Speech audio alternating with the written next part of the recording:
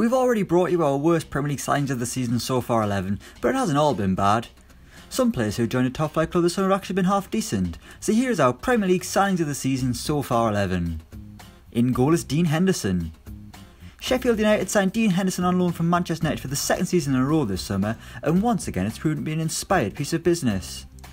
The goalkeeper was brilliant as the Blades won promotion last season, and he's been one of many Sheffield United players who have been unfazed by the setup of the Premier League.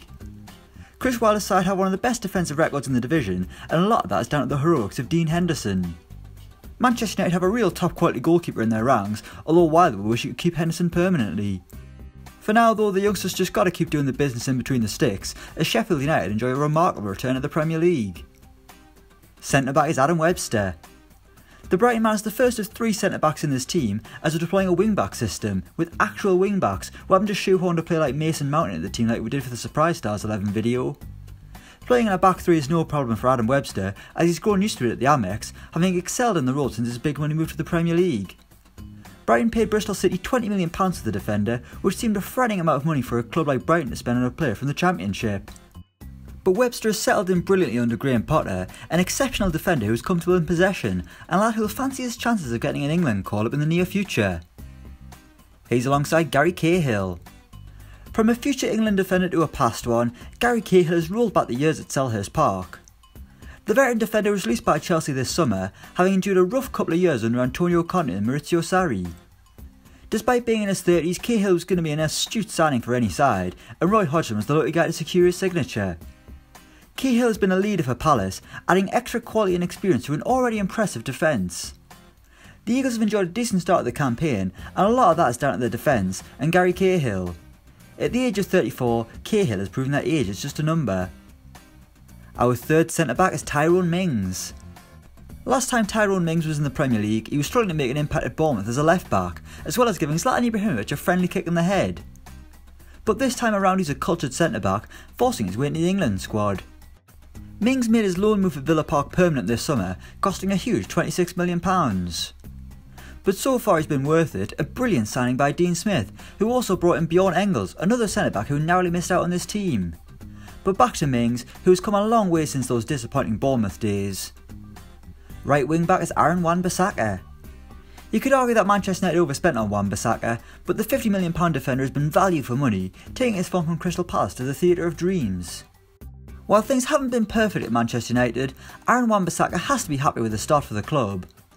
One-on-one, there are many better defenders in the Premier League. When he was up against Raheem Sterling the other week, Wan-Bissaka was an absolute rock, neutralising the Manchester City talisman like no one else has. While offensively he's not the best, his main job's to defend, and that's where he truly excels. Left wing back is JETRO WILLEMS. A player once hyped with enormous potential, JETRO WILLEMS joined Newcastle out of the blue on loan this summer, and despite a disastrous debut against Arsenal where he didn't know his position, the Dutchman has been excellent for the Magpies. Injury to Matt Ritchie opened the door for Willems and he hasn't looked back, actually proving to be one of Newcastle's best attackers, scoring 2 stunning goals against Liverpool and Manchester City, both of which came with a supposedly weaker foot. Newcastle can make the deal permanent for about £10 million, and that's something they must seriously consider. Centre midfield is Youri Tielemans. The Belgian joined Leicester in January on loan, and thank goodness they got him back to the King Power. They had to pay Monaco £40 million, but that's pocket change for a player of his ability. Leicester are doing brilliantly this season and have players with real class, including Tielemans. Despite only being 22, the midfielder has loads of experience, a mature head on young shoulders, which makes him a joy to watch for the Foxes faithful. Tielemans is a player who could be playing for an even bigger club, but why would he want to right now?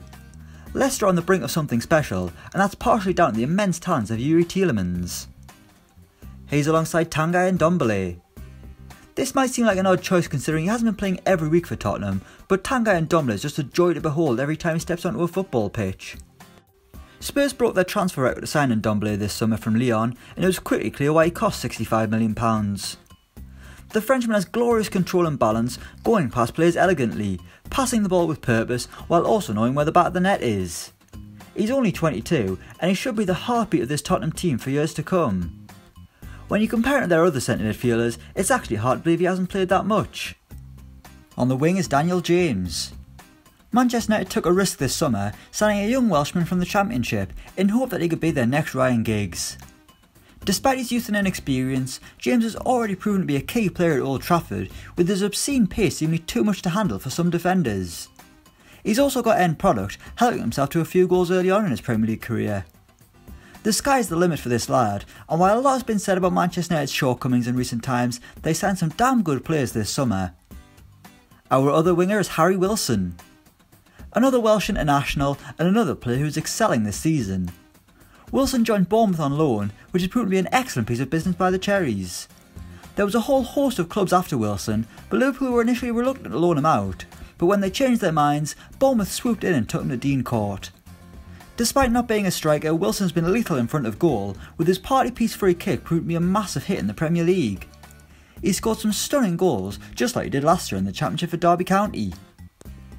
And up front we've got Neal Maupay, a second Brighton player in this team and another one who cost £20 million from the Championship.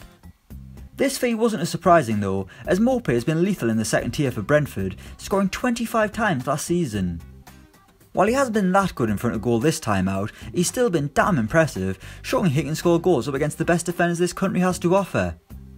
Brighton needed an alternative to the ageing Glenn Murray, and Maupay is exactly that, a composed player in front of goal who also works hard for the team and proves to be a nightmare for defenders. It looks like it was a brilliant summer for Brighton in hindsight. So that's our best signings of the season so far 11, let us know yours in the comments below. Thanks for watching and don't forget to like, share and subscribe.